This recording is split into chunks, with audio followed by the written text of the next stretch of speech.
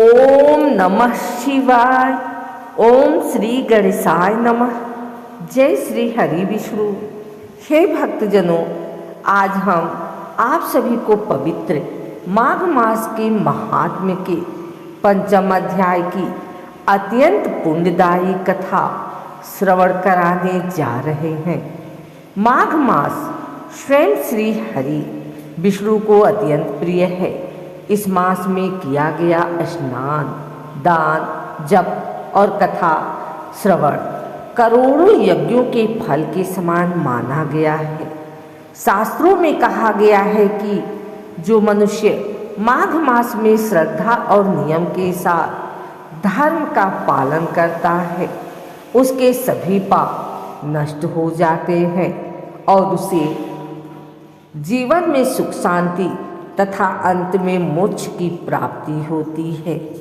आज के इस 5वें अध्याय में हम जानेंगे माघ मास में किए गए विशेष कर्मों का फल, कौन सा दान सबसे श्रेष्ठ है और किस प्रकार साधारण मनुष्य भी भगवान की विशेष कृपा पा सकता है। अतः आप सभी से विनम्र निवेदन है कि मन, वचन और कर्म से पवित्र होकर इस कथा को श्रद्धा से सुने। बोलिए श्री विष्णु भगवान की जय, माघ मास की जय। अब आइए आरंभ करते हैं माघ मास महात्म्य की 5वां अध्याय। दत्तात्रेय जी कहते हैं कि हे राजन, एक प्राचीन इतिहास कहता हूँ। भृगुवंश में ऋषिका नाम की एक ब्राह्मणी थी जो बाल्यकाल में ही विधवा हो गई थी। वह रीवा नदी के किनारे विंध्याचल पर्वत के नीचे तपस्या करने लगी। वह जितेंद्रिय, सत्यवक्ता, सुशील, दानशीलता तथा तप करके देह को सुखाने वाली थी। वह अग्नि में आहुति देकर उच्छवृत्ति द्वारा छठे काल में भोजन करती थी।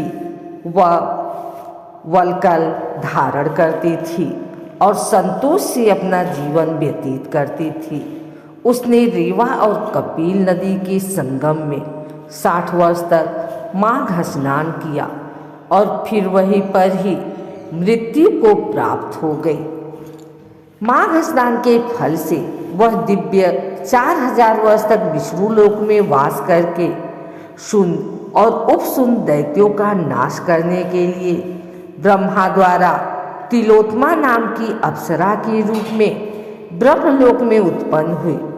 वह अत्यंत रूपवती, गान विद्या में अति प्रवीण तथा मुकुट कुंडल से शोभायमान थी। उसका रूप, यौवन और सौंदर्य देखकर ब्रह्मा भी चकित हो गए। वह तिलोत्मा रेवा नदी के पवित्र जल में स्नान करके वन में बैठी थी। तब शुंड व उपशुंड के सैनिकों ने चंद्रमा के समान उस रूपवती को देखकर अपने राजा शुंड और उपशुंड से उसके रूप की शोभा का वर्णन किया और कहने लगे कि कामदेव को लज्जित करने वाली ऐसी परम सुंदरी स्त्री हमने कभी नहीं देखी। आप भी चलकर देखें।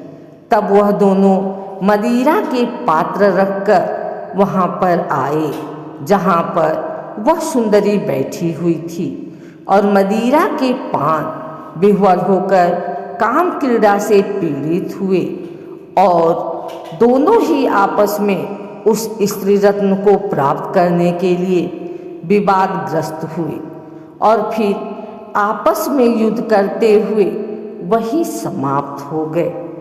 उन दोनों का मरा हुआ देखकर उनके सैनिकों ने बड़ा कोलाहल मचाया और तब तिलोत्मा काल रात्रि के समान उनको पर्वत से गिराती हुई 10 दिशाओं को प्रकाशमान करती हुई आकाश में चली गई और देव कार्य सिद्ध करके ब्रह्मा के सामने आई। तो ब्रह्मा जी ने प्रसन्नता से कहा कि हे चंद्रवती, मैंने तुमको सूर्य के रथ पर स्थान दिया। जब तक आकाश में सूर्य स्थित है, नाना प्रकार के भोगों को भोगो। सोहे राजन, वह ब्राह्मणी अब भी सूर्य के रथ पर माघ मास की स्नान के उत्तम भोगों को भोग रही है। इसलिए श्रद्धावान पुरुषों को उत्तम गति पाने के लिए यत्न के साथ माघ मास में विधि पूर्वक स्नान करना चाहिए।